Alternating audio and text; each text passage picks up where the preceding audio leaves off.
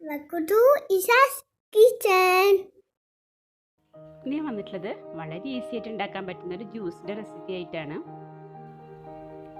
സാധാരണയായിട്ട് നമ്മൾ ബിരിയാണി നെയ്ച്ചോറൊക്കെ ഉണ്ടാക്കാൻ ഉപയോഗിക്കുന്ന രമ്പയിലെ ബിരിയാണി കൈത ചോറ്റുവാഴ എന്ന പേരിലൊക്കെ അറിയപ്പെടുന്ന പാൻഡൻ ജ്യൂസ് വെച്ചാണ് ഞാനിന്ന് ജ്യൂസ് ഉണ്ടാക്കുന്നത്. ഒരു ഫ്ലേവറിങ് ഏജൻറ്റ് മാത്രമല്ല ഈ ചെടി, ധാരാളം ഔഷധ ഗുണങ്ങളും കൂടിയുള്ള ഒരു ചെടിയാണ്.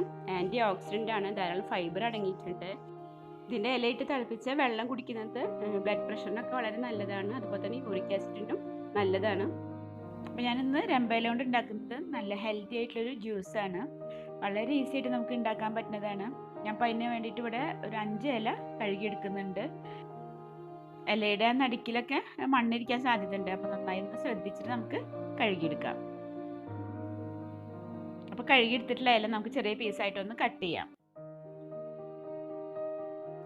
ഇലയുടെ ഏറ്റവും അറ്റത്തുള്ള ഭാഗം മാത്രം നമുക്കൊന്ന് ഒഴിവാക്കാം. കട്ട് ചെയ്തതിന് ശേഷം നമ്മൾ വെള്ളം ഒഴിച്ചൊന്ന് തിളപ്പിച്ച് വേവിച്ചെടുക്കുകയാണ്. അതല്ലാന്നുണ്ടെങ്കിൽ നമുക്കിങ്ങനെ കട്ട് ചെയ്തത് നമുക്ക് മിക്സിയുടെ ജാറിലിട്ട് കുറച്ച് വെള്ളം ഒഴിച്ച് നന്നായി അരച്ചെടുക്കാം. അതിന് ശേഷം നമുക്ക് കുറച്ച് വെള്ളം ഒഴിച്ചിട്ട് അടുപ്പത്ത് വെച്ച് ഒന്ന് വേവിച്ചെടുക്കാം. ഈ കട്ട് ചെയ്ത ഇലയിലേക്ക് ഞാൻ ഇവിടെ 2 ഗ്ലാസ് വെള്ളം ഒഴിച്ച് കൊടുക്കുന്നുണ്ട്. ഇനി നമുക്ക് അടുപ്പത്ത് വെച്ച് ഒരു 10 മിനിറ്റ് ഒന്ന് വേവിച്ചെടുക്കാം കേട്ടോ. നന്നായി വെന്താലാണ് അതിൻ്റെ ഉള്ളിലത്തെ ആ എസൻസ് ഒക്കെ കൂടുതൽ വെള്ളത്തിലേക്ക് വരുള്ളൂ. ഇപ്പോൾ നന്നായി തിളച്ചിട്ടുണ്ട്. ഇനി നമുക്ക് മൂടി വെച്ച് ലോ ഫ്ലെയിമിൽ വെച്ച് ഒരു 10 മിനിറ്റ് വേവിക്കാം.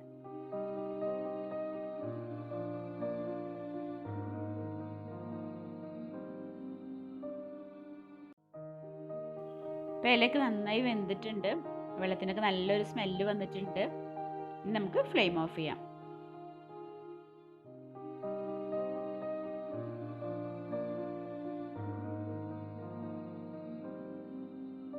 ഇനി നമുക്കൊരു പാത്രത്തിലേക്ക് നമ്മുടെ മധുരത്തിന് ആവശ്യമുള്ള പഞ്ചസാര ഇട്ട് കൊടുക്കാം. അതിലേക്ക് നമുക്ക് ഈ വെള്ളം ഒന്ന് അരിച്ച് ഒഴിച്ചു കൊടുക്കാം.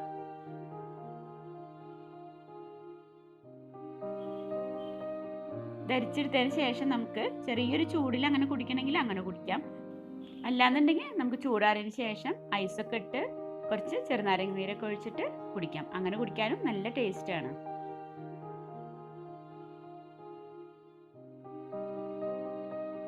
അപ്പോൾ ഇതുപോലെ ജ്യൂസ് ഉണ്ടാക്കാത്തവർ തീർച്ചയായിട്ടും ഒന്ന് ട്രൈ ചെയ്ത് നോക്കണം കേട്ടോ. വളരെ ഹെൽത്തിയും ടേസ്റ്റി ആയിട്ടുള്ളൊരു ജ്യൂസാണ്.